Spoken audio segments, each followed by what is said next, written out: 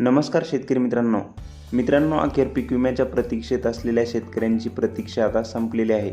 16 मार्च 2026 पासून पीक विम्याचे कॅल्क्युलेशन दिसेल असे कृषी विभागाच्या माध्यमातून सांगण्यात आलेले होते. याच पार्श्वभूमीवर आता थोडासा उशीर झाला, परंतु 19 तारखेपासून पीक विम्याचे कॅल्क्युलेशन दिसायला सुरुवात झालेली आहे. काही भागामध्ये कॅल्क्युलेशनच्या रकमा 0 दाखवत आहे, तर काही भागामध्ये कॅल्क्युलेशनच्या रकमा दाखवायला सुरू झालेल्या आहे. याच्यामध्ये मूग असेल, मका असेल, उडीद असेल, सोयाबीन असेल या पिकांचे कॅल्क्युलेशन दाखवायला सुरू झालेले आहे. परंतु कापूस आणि तूर या 2 पिकांसाठी कॅल्क्युलेशन अवेटेड दाखवत आहे. याच्यासाठी आणखी थोडा कालावधी लागू शकतो. परंतु ज्या भागामध्ये आता कॅल्क्युलेशनच्या रकमा दाखवायला सुरू झालेल्या आहे त्यांनी समजून घ्यायचं की आपला पीक विमा मंजूर झाला आहे. ज्या ठिकाणी कॅल्क्युलेशनच्या रकमा दिसणार नाहीत त्या ठिकाणी पीक विमा मंजूर झाला नाही. तुमचा पीक विमा मंजूर झाला का नाही हे अगदी तुम्ही 5 मिनिटात तुमच्या मोबाईलवर पाहू शकता. त्यासाठी सर्वात प्रथम तुम्हाला क्रोम ब्राउझर ओपन करायचे आहे व PMFPY असे सर्च करायचे आहे.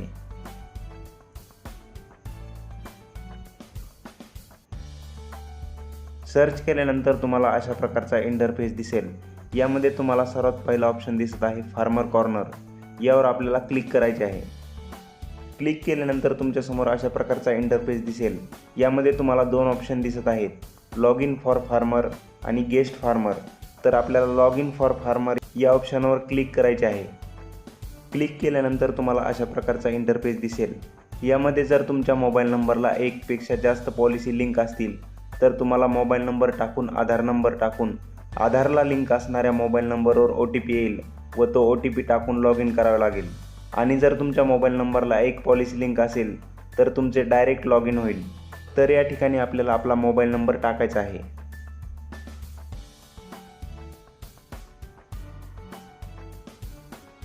त्यानंतर खाली कॅप्चर कोड दिसत आहे, तो जशास तसा वरती टाकायचा आहे.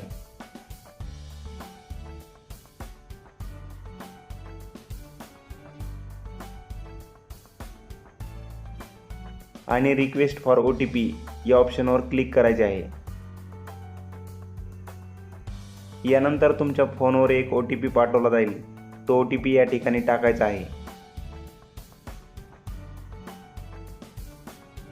OTP टाकल्यानंतर सबमिट या ऑप्शनवर क्लिक करायचे आहे. सबमिट केल्यानंतर तुमचे पॉलिसी स्टेटस या ठिकाणी तुम्हाला दिसेल,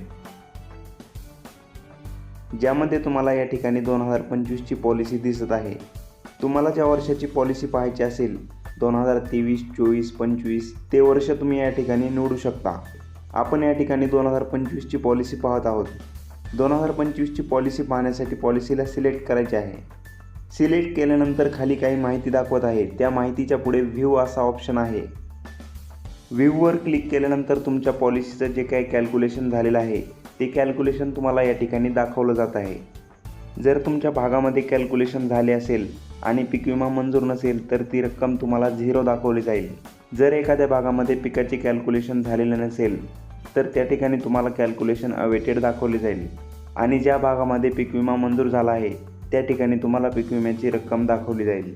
मित्रांनो, यामध्ये अमरावती, यवतमाळ, नांदेड, बीड, धाराशिव, सोलापूर, लातूर यांसारख्या मोठ्या प्रमाणावर नुकसान झालेल्या जिल्ह्यांमध्ये कंपल्सरी पीक विमा दिला जाण्याची शक्यता आहे. आणि इतर जिल्ह्यांमध्ये सुद्धा नुकसानीच्या स्थितीनुसार काही मंडळ पात्र होतील, काही मंडळ अपात्र होतील. तर अशा प्रकारे शेतकरी मित्रांनो, खरीप 2025चा पीक विमा मंजूर झाला आहे. आणि तुमचा पीक विमा मंजूर झाला का नाही व किती मंजूर झाला हे तुम्ही व्हिडिओमध्ये दाखवल्याप्रमाणे 5 मिनिटात तुम्ही तुमच्या फोनवर पाहू शकता. मित्रांनो, माहिती आवडली असेल तर व्हिडिओला लाईक करा आणि ही माहिती जास्तीत जास्त शेतकऱ्यांपर्यंत पोहोचवण्यासाठी व्हिडिओ शेअर करा. आणि ज्यांनी कुणी आपल्या चॅनलला अजूनही सबस्क्राईब केले नसेल तर खाली दिलेल्या लाल कलरच्या सबस्क्राईब या बटनवर क्लिक करून आपल्या कृषी योजना या YouTube चॅनलला सबस्क्राईब करा व बेल आयकॉनला प्रेस करा. धन्यवाद.